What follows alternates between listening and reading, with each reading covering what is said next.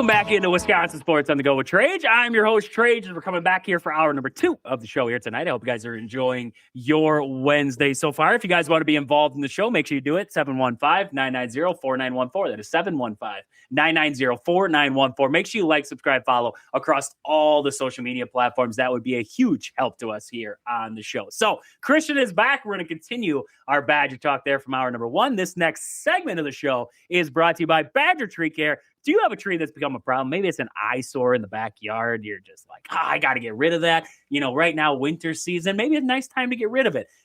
Give our friends down there at Badger Tree Care a call. Trevor will come out. He'll get rid of that thing. He is fantastic. The work that he does, tree there, tree gone. You didn't even notice that. You didn't notice anything. It's just that good. That's what he does. Badger Tree Care, Trevor Barr. So, Christian is back here. We were talking about Wisconsin versus Michigan. They're the huge upset over the weekend. Just talking about this Badger basketball team. Last night, an exciting finish there against Minnesota. A game that definitely the Badgers had their struggles in the first half. Second half looked a lot better. First half kind of made you nervous. You're like, oh boy, are they resorting back to old Wisconsin that we saw before the Michigan game? Like, is this going to be the inconsistent play that they're going to get? Second half, bounce back, played a lot better in that second half. Ended up John Blackwell knocking down the buzzer beater 3 to win that one. I didn't even get to watch it, to be honest with you guys. I watched it after the fact. I watched the whole game up until there was 30 seconds left. And then, as you guys know, we're pre-recorded here, just so you guys know. But I was doing a segment with Kyle, and I'm watching the screen here, and I look back up, and the Badgers are cheering like they won. And I'm like, oh, yeah, I know. They probably won at the free throw line, this and that. And then all of a sudden, I'm like scrolling on social media, one of the breaks, and I'm like, it was a buzzer beater? Like, I missed this? So, I mean, it was just like, of course, I missed that buzzer beater. So, I mean, all in all, though, John Blackwell, you almost needed a second game to fully feel like he was back. He's back. John Blackwell's back. Like this is the John Blackwell. This is the take over the game John Blackwell that we've been waiting to see again. We saw it early on in the season. It kind of went away. Now it's back, and you hope that it's here to stay. I mean, Christian, the way that John Blackwell is playing as of late right now, wow. Like, if he continues this play, you've had Nick Boyd this whole time. If he continues this play, you get that play from the bigs, and then like we've been talking about Braden Carrington off the bench there, what he's been able to deliver. I mean, honestly, Christian, like this Badger team is looking like we expected them to see going into the season. Absolutely. I mean, how long could Blackwell stayed in that slump? Honestly, he was in a lot longer than I thought he was going to be. But I mean, like, what a good couple of games to break out of it against Michigan and then Minnesota. Like that Minnesota team too, with Nico Medved, I think because his name is like new head coach there. He's already got that thing like turning around and stuff. Like it's, I don't know, Wisconsin's won 10 straight now against the Gophers, but I think that's going to be a good rivalry going forward the next few years, just because I think that coach is a heck of a coach. I thought, honestly, in this game, Wisconsin they didn't go to the paint enough. I don't think they went to the paint enough. You had the size advantage. They went there a few times, and then all of a sudden they'd settle again, especially in that first half. Yep. They were settling a little bit. And that's when I was like, wow, good. Greg, call timeout. Set up your offense. Get guys on the inside. I saw something that I liked, though. I kind of like that high post look when they threw John Blackwell in there, and he made that weak side pass to Braden Carrington. I like that high action that they threw in there. And I know, it was against the zone there, but maybe you can try to work a little high-low post there with your bigs. Maybe you can try to work into that high post area with some of that and try to – because we've been talking about working inside out with the offense. And, I mean, I texted you during the game. I was like, wow, when you move the basketball, look how good it looks. Like, this team's really good when they're moving the ball. It's just when it gets stagnant, right? That high-low look maybe that you can kind of work into there or get that high post area, try to get the ball in there, look for that weak side. I think there's something that's there. You have to work into the post some way, some shape or form. Maybe it's in that area. I don't know how you get it done. I just feel like they lack that interior presence at all. I don't need a lot of like this team. I don't know if they're built to be back to the basket, right? Bielauskis isn't back to the basket guy yet. Nolan Winter definitely isn't that guy yet. But I feel like you still have to be able to work it down there. You still have to be able to look inside out from the post area. So that's what I'm saying. Maybe if you work some of that high-low action, I don't know what the best answer is at this point, but I feel like there has to be more inside work done. Yeah, and I mean, I feel like we saw that earlier this season too when Rapp was starting and everything. I was thinking we're going to see a lot more of it this year.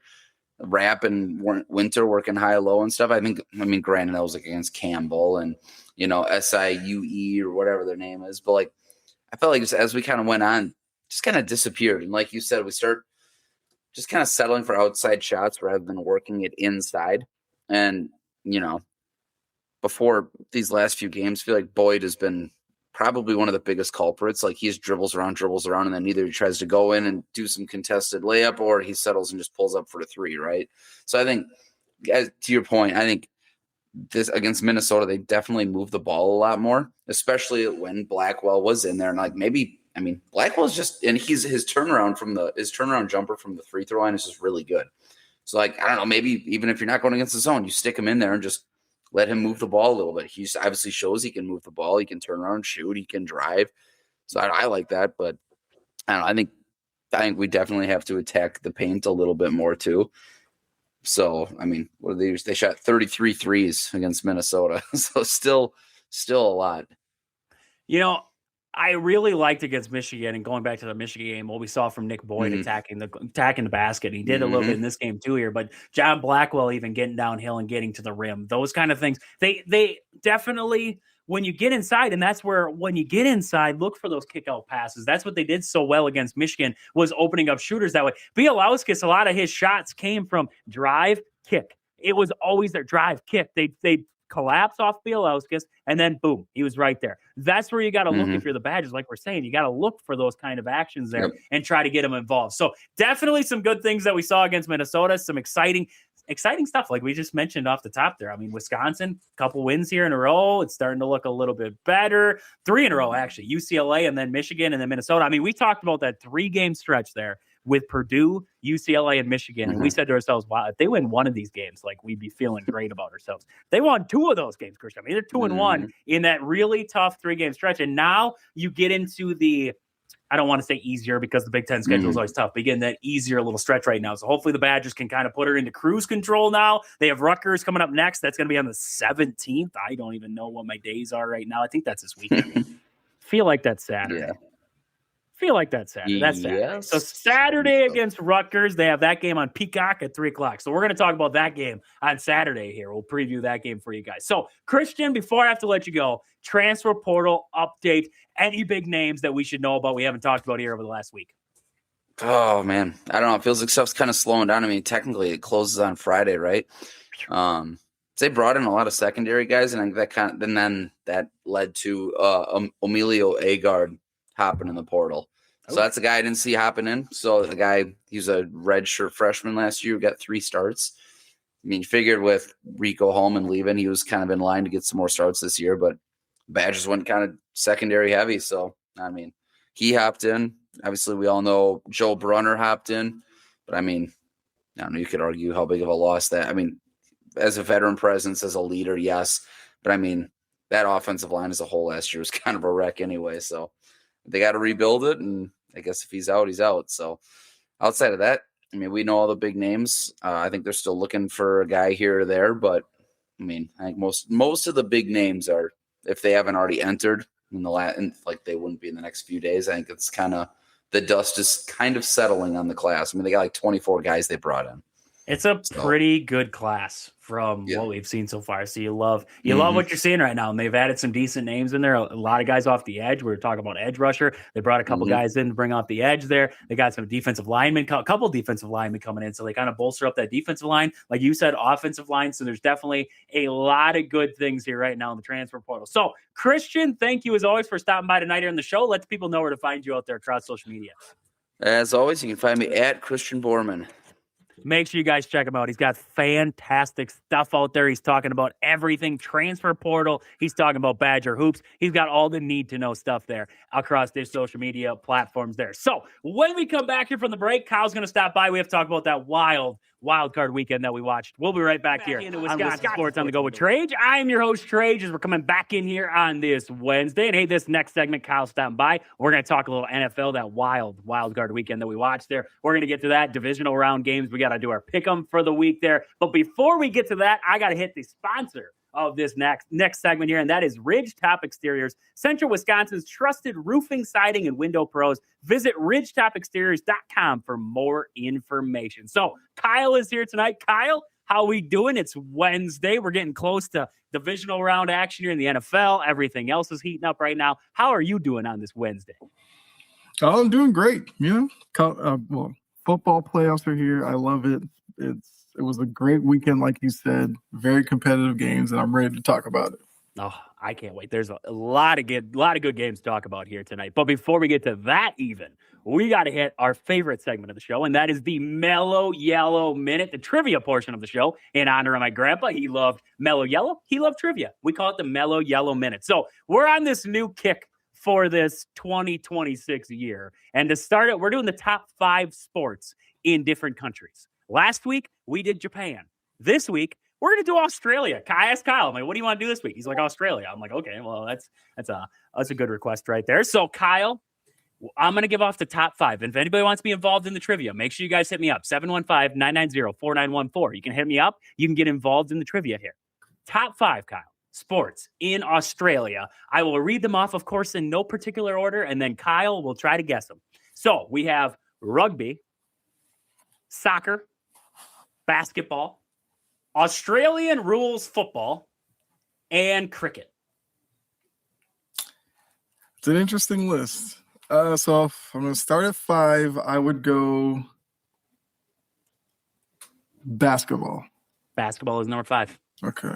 It's not huge over there. It's not huge in Australia, it doesn't seem. Right. They're still growing there. 4, I will go with soccer. It is soccer. Kyle is on a roll tonight. Basketball, soccer. So we have cricket, rugby, and an Australian rules football left on the board. These are the 3 I figured were in the top 3, so I got to figure out this one. 3, I'm going to go cricket. It is not cricket. Okay. So give me rugby. Rugby is number 3. So we have Australian rules football and cricket as our top 2. I'm going to assume Australian rules football is 1 and cricket is 2. That is correct. That is correct. So we have Australian rules football, the AFL, comes in at number 1, cricket as number 2, rugby as number 3, soccer as number 4, and basketball as number 5. Other key sports are netball, walking and running, and tennis and golf. I don't know how walking and running qualifies into the top list there. This Australian rules football, I got to do more research into this because it says it's a fast-paced, high-scoring contact sport played on an oval field with 18 players per side using kicking, handballing, and running to move an oval ball, aiming to kick it through central posts for 6 points or outer posts for 1 point. That seems crazy. I got to watch that. This list last weekend. It a few times. Did you? Yeah. Is it exciting? It tells me it's exciting. They tell me they got huge crowds for it. I can only imagine it's got to be an exciting sport. Most popular sport down there. So whenever I watch it, I'm like, what's the difference between this and rugby? I still haven't really figured it out, but it looks the same to me, but they call it 2 different things. I don't know. It looks intense from what I'm watching here. It looks intense. I watched, it's not even the weirdest thing I've seen I watched car jujitsu is what it's called or something like that. Like these 2 people are buckled in a car and like they have to do I don't know, it's like karate in a car. I don't even know. I was watching it. I'm like, how did they do? They're like, this guy did this move. I'm like, what did he do? He rolled over the other guy in a car, and then he's got him tucked into a seatbelt. And what am I watching right now? I'm like, I don't even know what I'm invested in at this point. That's what happened. You scroll for too long on Twitter, and all of a sudden you're watching car jujitsu, and you're like, I don't even know how to say jujitsu right, and this is what I'm watching right now. So, anyways, let's get out of that car jujitsu, whatever the heck it's called there. Let's get out of that. Let's talk some NFL, something that we try to pretend like we know something about, right, Kyle? So let's get to this NFL, the wild weekend that was. There was a lot of really good games, a lot of tight finishes, and some less than thrilling games, I guess you could say. So, we could start right away. The Saturday slate, Rams beat the Panthers 34-31. Rams had to come back in that one. Bears beat the Packers. I don't want to talk too much about that right now, but again, Bears had to come back in that game over the Packers.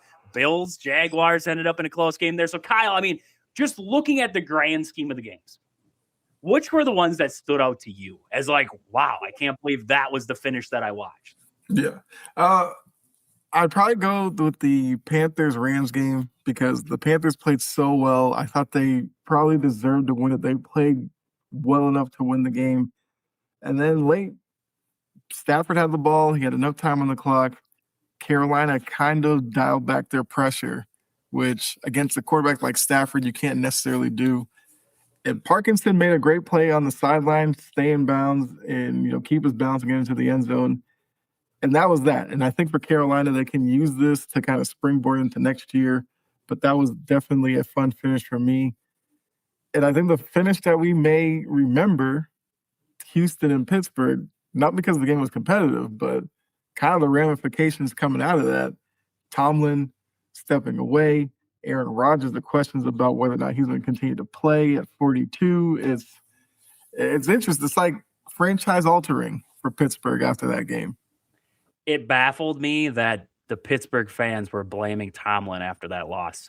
And you watched it and you said, how is this team in the playoffs? Like just watching it, just seeing that offensive line just get manhandled the whole game by the Texans defensive front. I mean, Rodgers didn't really have any time at all to do anything in the pocket. He was constantly getting bull right. They were bringing 4 and getting home at times. I mean, it was just that kind of Texans really good defense. But at the end of the day, I mean, to watch that team and what he's actually taken to the playoffs for how many years straight now, I think it's hats off to the guy. Like wow, look what you did with this team. Can you imagine if you put him on a good team now, what he could do with a good team, with a good roster? I think a lot of fans would be surprised if they saw it. I don't know. Some would be like, wow, this is what we saw coming. And others would be like, wow, he's actually a good coach. He's a really good coach. I mean, to take what he's done and to take the teams that he has to the playoffs, you're going to expect this is the outcomes you're going to get. I don't know why it's baffling to see that with the rosters that they are putting together. You have a good defense. Outside of that, your offense is. When was the last time the Steelers had a good offense? Like a really good offense? Ben Roethlisberger days? Probably. Maybe. Yeah. That was the last time you could say you had a solid core. Rodgers didn't play terrible this season, but he also is older and the roster was So, I mean, I don't know. The Mike Tomlin hate, the people who get in that, I just like, whatever, shut it off. I don't even care. So, yeah, I thought that some less than the Sunday night game and the Monday night game were not as advertised. Not what you were hoping for, I guess you could say. The Patriots, Chargers, it was going to go one of two ways. You were talking to me before the game. You're like, if the Patriots get the run game going, this could be a really good game. But then we saw Justin Herbert. What are your thoughts on Justin Herbert? Because when I watch him, everybody's like, oh, he's so good. He's so good. He's got all these talents. And I watch and I'm like, where? What? I mean, he's a good quarterback. He's good. I'm not saying he's not good. I'm not saying, though, he's like, we're throwing him in top 10 rankings every single season. Oh, he's better than this guy. He's better than Jordan Love. He's better than this. And I watch and I'm like, I don't see it. I'm not seeing that he's better than all these guys. So, I mean, Kyle, where are you at with the whole Justin Herbert? I just don't see it. They blame the wide receivers. They blame the offensive line. They blame the coordinators every single year. But at some point, you got to come back to the same guy. You have to come back to the same point and say, oh, maybe something's not working here. Yeah, I think with Herbert, he's like a top 10 talent with a lacking resume. And until he gets that playoff win, he's now 0-3. In the 3 games we've seen so far, he had a horrible second half against the Jags, which allows them to come back and win that game. He looks completely lost against the Texans, throws 4 picks to 1 touchdown. And then against the Patriots, no touchdowns, no interceptions, but he's getting beat around behind an O-line that, yes, was injured, but it seemed like he was playing hesitant in terms of running instead of looking downfield. There were some throws that he did miss, early in the game, the 4th down, he missed Keenan Allen in the corner, I believe it was. So I kind of just put Herbert in the same boat with Lawrence and guys like that who highly touted, skill set is there. They just don't have the resume to back it up. Right. I don't. It's just every single season, it's a different excuse for why it didn't work. And at some point, it's either got to work or he's just going to be seen in the eyes of a lot of people as, well, this guy just isn't it. He's just not it yet. So, I mean, yeah, I agree. Like the talent's there. Like I said, he's a good quarterback, but I can't put him up in that great category until he does something for you, until he shows you something. Good quarterbacks, great quarterbacks elevate good wide receivers. They make them that much better. And we just keep complaining about the wide receiver room and everything else. And it's like at the end, it just gets exhausting to listen to at the end of the day. So yeah, that's kind of where I'm at with the whole Justin Herbert thing right now. Outside of that, I mean, the 49ers Eagles, it finally came back to bite the Eagles, the dysfunction that they've had all season long on offense. And Brock Purdy played a pretty darn good game. I thought the 49ers, it's one of those games where the 49ers did what they had to do to win. That's all. That's what they did. They did what they had to do to win in that game. So outside of that, I mean, what a wild card weekend. I mean, there's a lot of good games, a lot of close games there. Like I said, I don't really want to talk about the one that's, glaring in our faces all the time, the Packers and the Bears. But we got to get to our pick'em for this week, Kyle. We got to get to our pick'em here. We got the divisional round. First up, Kyle. First up, what do we got? We have four games on the docket. Okay, Kyle. We get two. Last week there, I think I lost. I picked the Niners. I know I picked the Niners to win. I picked the Packers, so I'm already 1-1 there. I had all the NFC. I can't remember who that. I think I picked the Rams. I picked the Rams. I think so. Yeah. Rams. So I'm 2-1, and then you picked Bills. You had Patriots. You had Kyle won again. It's a common theme at this point here. I go bold. Kyle he wins. That's just what happens. So Kyle, we gotta do our pick'em for this week. We got an even split right here. So maybe I can win this week. Maybe I'll win the Super Bowl week. I don't even know at this point here. But Kyle, who do you got? Who is going to be your first pick for the week? I mean, these are some interesting games here. So first off, I think I'll take Seahawks over the Niners. Niners are even more beat up with the Kittle Achilles injury. I think that defense is going to be swarming around Brock Purdy, and it's just going to be whether or not he can find, I guess, Jawan Jennings, CMC out of the backfield to take some pressure off him. But I think that crowd's going to be rowdy, so give me Seattle over the Niners. Kyle's got Seattle. Oh, give me the Rams over the Bears. I just need that. I need that. Give me the Rams over the Bears as a salty Packer fan over here. That's fair. I think the Rams are going to beat them either way because, like Javian Bullard said after the game, the Packers, they did it to themselves. They beat themselves in that game. So I like the Rams better. I like them better offensively. Defensively, I think they're going to be able to go all in on what the Bears, because Bears struggle on defense. So I like the Rams, not just because I'm a salty Packer fan. I think the Rams will beat the Bears. No, I get that.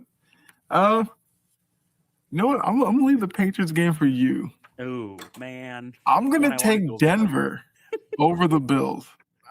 Look, the Bills are another team that's banged up. Shavers has an ACL injury. Gabe Davis was lost against Jacksonville to an ACL injury.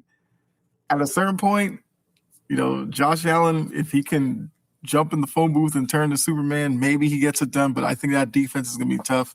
So I'll take Denver. Only question will be the offense and Bo Nix, but I think they'll do enough. I think it's gonna be a close game though. I did not want this game. I'm going to be honest. I was avoiding this game. This is because you have a really good defense in the Texans, but a really struggling offense, and then you have a Patriots team who played well defensively, as we saw against the Chargers, but offensively left things to be desired. Man, this is going to be I think this is going to be a really low scoring game. Really low scoring game. Man. Oh, this one's tough. Give me the Texans. Give me the Texans to pull off the upset. The Patriots are almost there. I just think they're one of those teams where we've talked about teams in the past. I said it with the Packers, and they still seem like they're light years away. I feel like the Patriots are a year ahead of schedule. And that's okay. That's okay. They're showing things this season that they can build off of. They have a lot of salary cap room. They have a lot of things to work with on that Patriots team. So I think they're only going to get better from here. I just think right now with the way the Texans are playing on defense and the way that they've played all season long has been wow. I think the Texans win this game. It's going to be a dogfight. This will be a dogfight. It's going to be really low scoring, but I like the Texans to win that one there. So Kyle has the Seahawks in Denver, and I took the Rams and the Texans. So maybe, just maybe, I'll win this week. I don't know. We've tied before, but outside that, Kyle mops the floor with me every single week in the pick'em. So Kyle, one last thing before I got to let you go. Yes. thoughts on the Matt LaFleur situation in Green Bay. I'm asking everybody today on the show. And as you guys know, we're pre-recorded. So every answer that I get on the show here tonight, we don't know. The contract could be signed tomorrow. He could be traded tomorrow. We have no idea. So just so you guys know, we are pre-recorded the day ahead. So just so you're aware of Kyle's answer. Kyle, if you're Green Bay, what do you do about Matt LaFleur?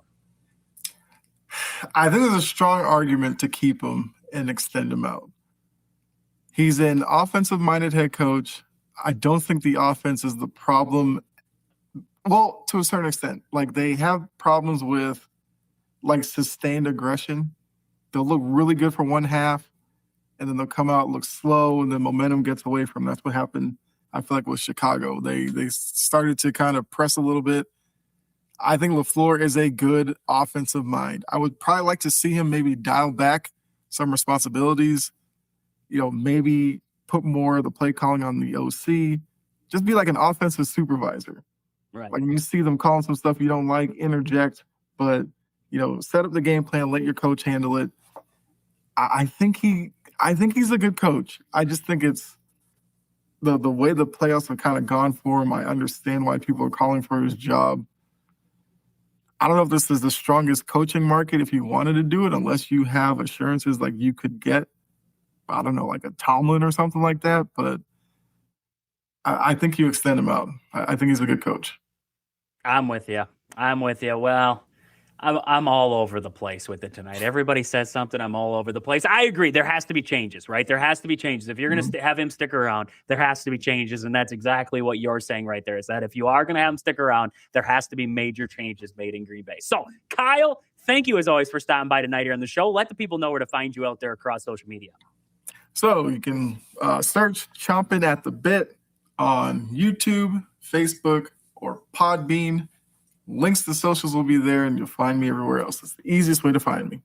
Make sure you guys check him out. He has fantastic stuff across all the social media platforms. He's getting into these games. He's talking NBA. He's talking everything. So make sure you guys check him out there. Chomping at the bit across all those platforms. So when we come back, the Wisco Fanatics guys are going to stop by. We're going to talk a little Bucks. We're going to talk that same question. We're going to talk a little Packers with those guys there. So we're going to get into that when we come back from the break. Wisconsin Sports on the Go with Trage. We'll be right back. Wisconsin Sports on the Go with Trage. I'm your host, Trage, as we're coming back here on this Wednesday. And hey, this next segment, the Wisco Fanatics guys are stopping by. We're going to talk Bucks. We're going to talk a little bit of everything. We're going to fly all over the place about Wisconsin sports in this one. But this next segment is brought to you by Foreman's Hardware. They offer you everything from home essentials to farm supplies, house to farm, grills to drills. Foreman's Hardware has got you covered. Visit today in Loyal, Colby, or Medford, Wisconsin. Tell them I sent you. Tell them Trade sent you. Get 5% off your purchase there. So I got the Wisco Fanatics guys here, starting with Jake. Jake, how we doing on this Wednesday?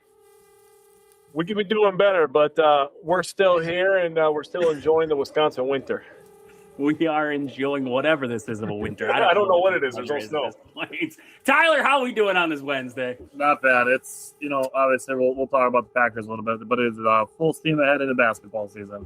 It is a sad. It's just going to be a week-long sad. Like, that's just the way that game went. It's just going to be week-long. We're going to try to muster through it, and hopefully the Badgers can add some excitement to our lives once again there. So, as always, we have to hit our Foreman's Hardware. Who needs to bring the tools to an upcoming matchup? So, Jake, starting with you. Who needs to bring the tools to an upcoming matchup for Wisconsin sports team? I feel like I may be cheating when I pick this, but this is what I wanted to pick when I was thinking about it this morning. The Wisconsin Badgers men's basketball team needs to continue bringing that three-point touch. Oh, This is the team that we originally thought we were getting in the offseason coming into the year. They had a big comeback win versus number 2 Michigan on Saturday, if anybody didn't see that. And it all started with, one, John Blackwell, but 2, the three-point shooting from one, mainly Bielauskis, was able to stretch the floor from the power forward position. But all the starters hit a three-pointer. One guy off the bench did, Braden Carrington. No surprise for anybody who's watched his team. But the three-point touch needs to continue with the lighter schedule, I'll say, in January. I like that one. I like that. Tyler, what do we got? Who needs to bring the tools to an upcoming matchup? So I'm going to double down on a Badgers basketball one, and I'm going to say a guy who Jake just mentioned, but it's going to be Greg Gard bringing more minutes for Braden Carrington. If you watch our show regularly, I called last week wondering why Braden Carrington isn't playing like 20 minutes a game. Then he comes in and plays huge minutes against Michigan, and now I want him to play 25 minutes a game. He should be playing way more than he is. Arguably, in consideration for a spot on the starting lineup. So my tool would be for Greg Gard to bring more minutes for Braden Carrington. You know, honestly, a commercial break, we need to discuss what we're going to do for this one, because I was going to say Greg Gard bringing Braden Carrington off the bench a little bit more. I'll flip it up. The wings for the Badgers on our Wednesday shows, so I've been on the Braden Carrington train. Oh my goodness, it baffles me, honestly. Like, we've complained about it too here. I mean, it's just Braden Carrington has done nothing but be a bright light at times for this team, and you just give him no run until there's 6 minutes to go in the first half and you're down by 20 and you're like, let's run it. It's like, it's a little too late for that one. So I have to agree. And I have to agree with that one. I'm going to go with the bigs. Nolan Winter and Bielauskis looked fantastic against Michigan there, not only on the offensive end, but also on the defensive end. I mean, the defense for Wisconsin against Michigan, I did not expect as many blocked shots is what I saw in that game. They were getting right up there. They were physical. They were getting after teams. That's the team that I want to see continue to play moving forward here, especially against, like Jake was saying, there's some lesser, you don't want to say lesser, because it's the Big Ten play, right? In Big Ten play, anything can happen. As we saw, Wisconsin went to Ann Arbor and pulled off a big upset there. That was probably actually the best game I have seen in a very long time, like from both teams. That was back and forth. That was a really good game from both teams there. And Wisconsin, they just outlasted them. Free throws kind of got away from late. It could have been a little easier of a finish there if they'd knocked down some free throws, but that's for another time. I would go with the big guys, though. I loved what I saw against Michigan. I want to see the continued play of Bielauskis, because he seemed hesitant at times throughout the year. I liked what I saw. He was aggressive. He missed I think there was like 3 or 4 straight in the first half there. He missed, and he oh boy, here we go again. And then all of a sudden he hit that first one and he started to feel himself. That's the Bielauskis that we expected. That's the one we need to see moving forward. So I'm going to go with the bigs from Wisconsin. Need to bring the tools here moving forward. So there we go. There's our Foreman's Hardware. Who needs to bring the tools to an upcoming matchup? So let's jump over to the Bucks. We've had some better performances as of late here. We've had a couple good. We've had a couple bad. So let's start with the good. Let's start with the good here. I mean, what have we seen as of late here in the good sense? Jake, go ahead, because I'm going to bring a statistic when I say mine. Ooh. Okay, so outside of the Warriors game, which they gave up 120 points, I do want to say that the Bucks been playing. They've at least been testing shots. We still have the guys who do NBA. Passes, balls. Oh. Am I muted? Can you hear me? Yeah, you're good. Okay. Should I restart? No, you're good. You just roll. Okay. Just want to talk about their defense. Their defense has been much better. They only allowed 101 points to the Lakers. In today's NBA, 101 points is really low. And if you didn't know, 101 is very low. They won that game on the defensive end, especially in the clutch time. Giannis made a couple plays, but the defense swarming LeBron at the end there was really, really key, I thought, and allowed Giannis to, get back to make those plays.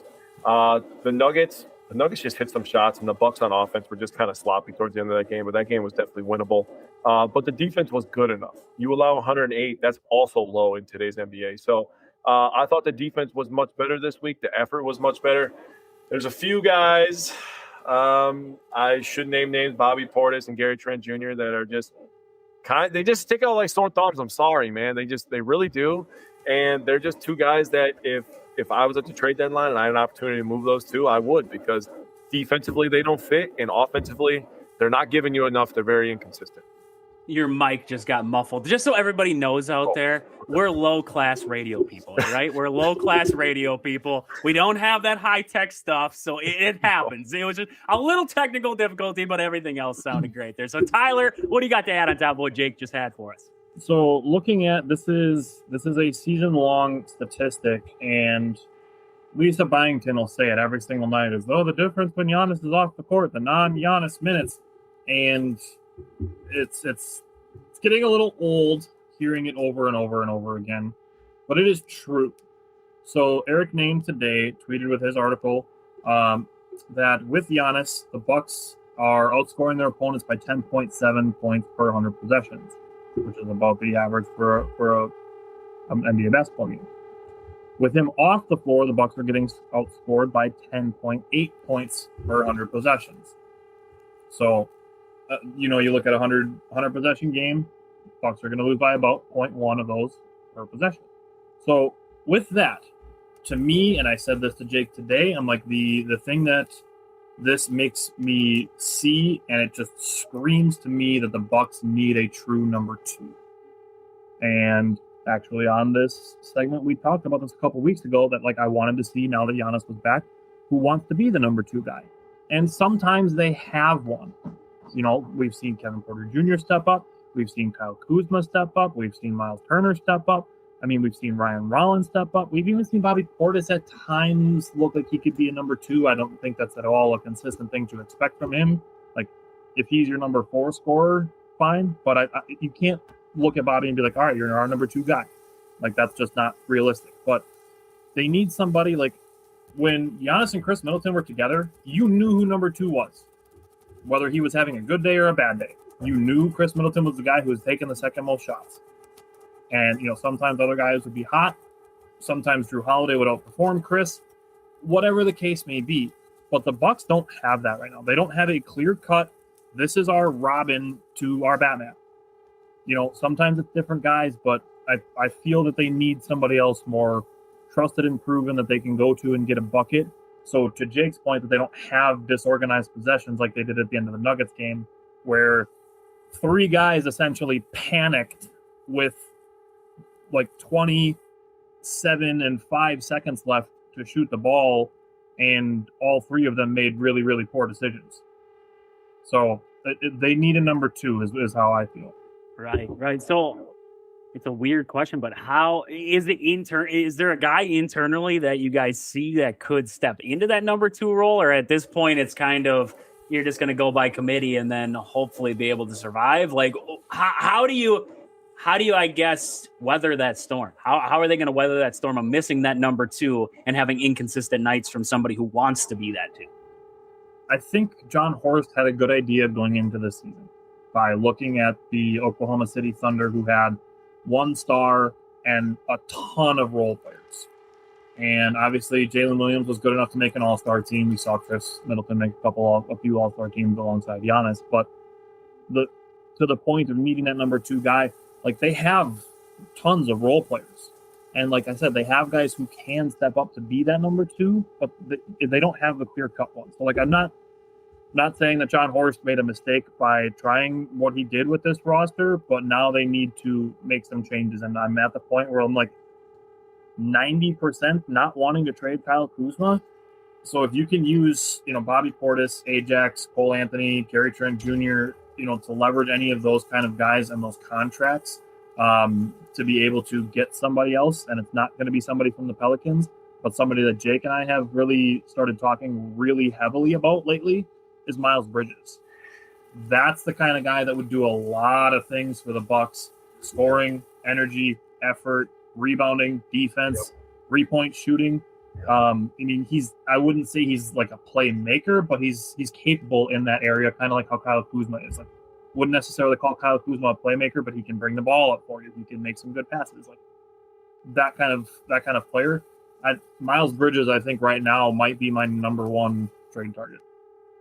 At this point here, you got to make a move. Is essentially what we're getting. You got to make some kind of move to be able to add a spark plug to this roster, be able to advance this roster, to find some way to put it all together. Because otherwise, I mean, you're going to continue. Am I wrong to say you're going to continue to see the inconsistency of this team if you don't find, like you said, the Robin to that Batman? So I mean, that's kind of where we're at right now with this Bucks team. I agree with that. Finding that guy. They have to find that guy to be that, not just a role player, but somebody who can step up in those times of need. So moving forward, I mean, the Bucks, who do they got coming up next year? I mean, who else, who's on the docket here coming up? San Antonio and Atlanta. Yep. San Antonio will be tough. That'll be a tough matchup there.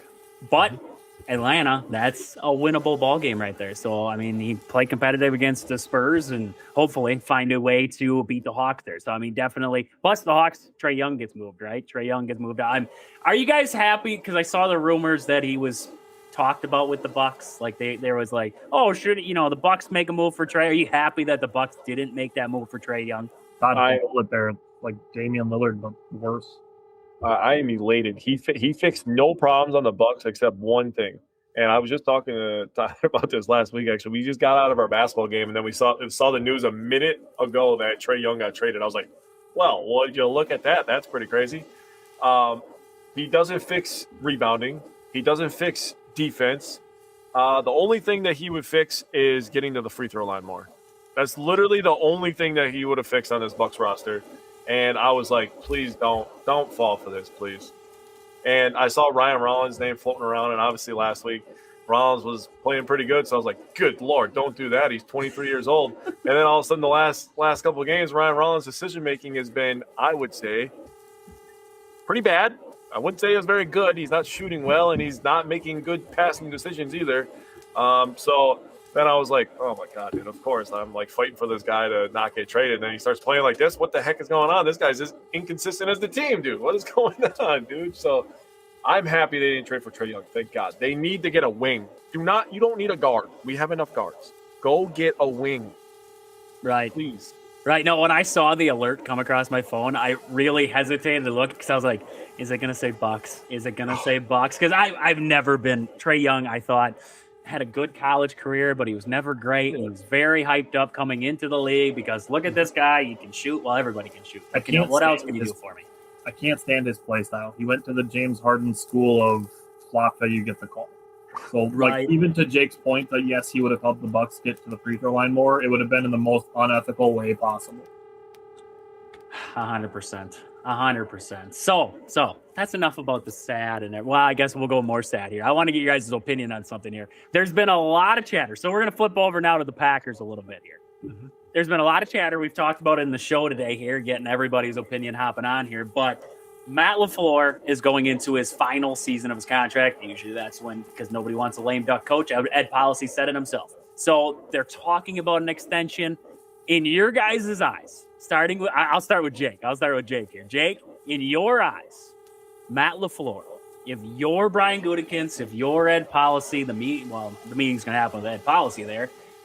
What are you bringing him back? Are you not bringing him back? Where are you at with Matt LaFleur? I was pretty emotional on Saturday night, and I was saying some pretty irrational things. And then I went to bed, and I rethought about things. I came to the conclusion that at the end of the day, I would be okay with whatever they decided. If they decided to get rid of him, I'd be okay. If they decided to keep him, I'd be okay. If I was the one making the decision, I would bring him back. What is the point? And everybody's mad about all the blown leads, which understandable. I'm pretty upset about it myself. I don't enjoy sitting there for 3 hours and then we puke all over ourselves. That's not fun to watch. Right. But what is the point of getting rid of a coach that blows leads for another coach that literally set an NFL record for blowing leads? Well, everybody wants Harbaugh, but what's the point of that? That seems like a lateral move at best. Yep. And then you have to get a whole new voice in there just for the sake of getting a whole new voice in there. You know who does that? Bad football teams. No, I'll take the continuity. All the players are talking about how they want LaFleur back. I'm just going to ride with the locker room. I would bring it back. All right. Tyler, your thoughts? Look at a bunch of the Packers' losses, and you can point directly towards special teams causing a lot of those issues. It's not so bad to the point where it was like I don't even remember what season the Chargers had the number one offense, the number one defense, but didn't make the playoffs because of their special teams.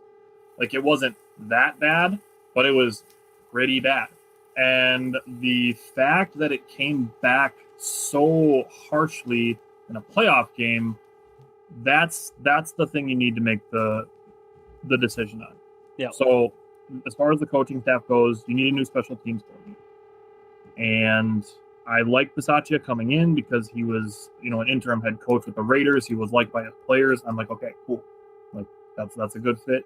And it just hasn't worked out. So I think you need a fresh set of eyes on that room as far as special teams goes, because you can't have it fight you in a playoff game. You just can't. Yep. And then I think we've had this conversation as well, that you need a different offensive coordinator. If you can somehow convince Denovich that he should go back to coaching the offensive line, because that's why he was promoted to the offensive coordinator position in the first place, was because he was so good of an offensive line coach that you couldn't lose him, so you promoted him. But now we need somebody else in the room with Matt LaFleur to be like, hey, I don't think you should do that, and have somebody who's willing to challenge Matt LaFleur on that.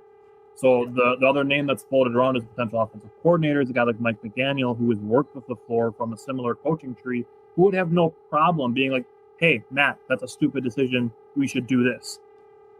Just to have an extra mind in the room, because I agree with Jake. If you're looking at, okay, we're not going to let him coach 2026 and finish the contract, it's either extend or fire, I would choose to extend him, because like the offense hasn't been the problem very much. Right. There's a couple games like Philadelphia and Carolina where it's like, okay, the offense is bad, but special teams was a far bigger issue. Defense at times was an issue, and obviously losing Micah Parsons really hurt that. And I don't think it's fair, and call it what you want, but I don't think it's fair that Matt LaFleur gets Micah Parsons, loses Micah Parsons, and then gets fired for not having Micah Parsons or the other guys that they lost to injury. Yeah. So I would lean towards extending LaFleur, getting an OC, getting a new special teams coach, and one guy that I'll throw out there, for offensive coordinator, he did a really great job this season in his new position with the Packers, and the name that I have not seen anybody throw out as a possibility. But what would you guys think of maybe promoting Sean Mannion from quarterback coach to offensive coordinator? It'd be an interesting move. It would definitely be an at this point, I don't think it could get worse. I don't think it could get worse. So it's worth a shot. It's definitely, I agree with both of you. I agree with both of you on your points there. I think, honestly, and I've said it a million times on the show today, but I think, honestly, end of the day, it's whether LaFleur will make those changes. If he will make that change at special teams, because he kind of said, well, special teams aren't really hurting us, so we don't put this big emphasis on it. Well, they hurt you. They hurt you consistently. So maybe we need to put more of an emphasis on it. It's those things, the changes that he needs to make with personnel, the changes that he needs to make with himself. I mean, we've talked about a million times his aggressiveness. It's there sometimes, and then all of a sudden it's gone. I mean, it's those little changes that you want to see Matt LaFleur making himself, because you can't just run this back. Like, I know everybody's, oh, you were this close. You were just missing guys. We should just run it back. Yeah, if you had Parsons, you had Kraft, you had all them guys, yeah, it looks a lot better at the end of the day. But I still feel like there's still those weaknesses. There's still those glaring things that we're looking at the end of the day. We're even adding back all those pieces, which is really good, because that's a heck of an offseason right there. Adding Devontae Wyatt, Parsons, Kraft, everybody else back, like, that's huge. But if you don't fix the special teams, if you don't have a kick return game, anything like that, where you can do something. Josh Jacobs had one of the best returns, and he almost fumbled. He almost lost the football for you. I mean, and Josh Jacobs went back to the return kicks. That's how bad it got. That's to the point where you need to address special teams. You need to put more of an emphasis on it. You need to figure that out. So, yeah, I'm at the point where if you bring him back, he needs to make those changes at the end of the day. I think if you bring him back, you need to not allow him to be in the room for making those changes. That policy and Gutekunst need to make those hires. Yes, 100%. Here's what I think. I think that policy is going to light a fire under, I don't know if I can say this word, his butt, I'll say. There you go. He's going to light a fire under his butt, and he's going to be like, listen, you need to start running this place with a little bit more of an iron fist. You allow guys to make decisions like, I'm a cornerback one. I don't need to be returning kicks. That's not how this works around here, buddy. There's only one person here that wears this hat. That's the captain. I am driving the ship. I make the calls now. Yep. When I saw that was when I was like, oh, yeah, this is definitely a Matt LaFleur coach team, because he's too damn soft to tell his players what to do. Yep. So that's the first thing that needs to change. He needs to get a little bit more old school and tell his players what to do. How do you allow Brandon McManus to have a hurt quad when you have a kicker who's kicking the way – we had the substitute teacher in there. That was a vibe. That was a great time. And then you just let McManus come back and be horrible the rest of the year. Okay, you need to step in there, Matt. This is the same thing that people were talking about with Big Mike at the end of the day. Oh, his defenses were always bad. He's the head coach. He is in charge. He's the one that needs to make the final call. And the special teams is bad. We've been bad. I swear to God, I was born and the special teams was bad. Right. We've had a quarterback my whole life. But the special teams was bad. It's been a really long time since the special teams had. So Matt needs to start running the place like he's actually in charge and making final decisions and not letting his players tell the media, yeah, this is what's happening. No. Matt, you need to start telling the truth. You need to start telling people what to do, and you need to start being in charge. That's the thing that I think policy was trying to do by saying we don't want a lame duck coach. That's what I think he meant. I think also calling out guys who aren't giving the effort, because that's one of the guys that people are calling to be cut. Did a lot of jogging during plays that were live. Yeah, you can't tell me that you need to go back and look at the film all the time. Like, you could see this in live time. You could see it in live time. And that's the thing where, McManus situation, all that is, we paid this guy all this money. We got to give him his roster spot back. He's got to get back out there and do something. We paid him to do this. No, at the end of the day, put your best guy out there. I don't care if Rashawn Gary is this. Put your best guy out there. I don't care if McManus has done this for you. Put your best guy out there who's healthy. Put him back out there. Those decisions, those things like that, and like Jake 100% agree with you there. Matt LaFleur needs to be, and that's what I'm saying. He needs to walk in and be the guy. He needs to walk in and say, this is my team. We're going to run it my way. End of the day, this is how it is. We can only blame coordinators for so long. At the end of the day, at some point, personnel comes down to the head coach. It's his job to make those decisions. So I got to run here, fellas. Holy crap, we went long today. I got to run here. Let the people know where to find you guys out there across social media. Yeah, let's go Fanatics, 8 o'clock on Tuesday nights. That's when we do our Green Bay Packers shows. Obviously, that's going to be a little bit more scarce until draft season ramps up in March and April. Other than that, Wednesdays at 4 o'clock, we do Badgers, basketball and football, the Bucks, and the Brewers coverage, all on Facebook, YouTube, and you can watch them on X, but Facebook and YouTube is the bigger places where we're live, and you'll see us there. And then you can follow us on all the socials for more day-to-day type stuff. So that's where you can tune in. Make sure you guys check them out. Fantastic breakdowns of all this. They'll definitely be talking about this game and the Badger game, everything in between. And then make sure you check out their TikTok. They got tons of TikToks now. I'm scrolling through TikTok, and there's Jake's face, and then Tyler shows up, and I'm just back and forth. So make sure you guys check them out there. So when we come back, we're going to wrap it up for the day here on the backside of the ad break. We'll be right back here on Wisconsin Sports on the Go with Trage. I'm your host, Trage, as we're wrapping it up here on this Wednesday. And hey, this last little segment is brought to you by Peggy Sue with Century 21 Gold Key Realty. She knows the area and the market, dedicated to powering your property goals with proven strength. Check her out there, Peggy Sue with Century 21 Gold Key Realty. So we got into a lot today here on the show. If you missed any portion of the show, make sure you listen across all podcast platforms next day. We'd love to have you guys like, subscribe, follow across all the social media platforms. Stay in touch with us. We'd love to hear you guys' opinions, get them heard on the show here. You can always be involved, 715-990-4914. That is 715-990-4914. So when we come back on Saturday, I don't know if the Matt LaFleur situation is going to be figured out. I don't know if they have a contract worked out. I don't know if he'll be gone. I have no idea what's going to happen there. So I can't wait. I can't wait to talk about it because if he gets brought back, there's a lot to discuss. If they don't resign, if they don't extend, there's a lot to discuss. Either way, whatever happens, there's a lot to get into. So I can't wait to see what the Packers decide there. And then Badger Hoops. We're going to be talking about that here Saturday on the show because we're going to preview that game coming up with the Rutgers. Badgers looking to extend that winning streak to 4 games there when they play Rutgers coming up on Saturday. So that is all we have for today. I hope you guys enjoy the rest of your Wednesday. I hope you guys enjoy the rest of your week. But until we talk again on Saturday, see ya.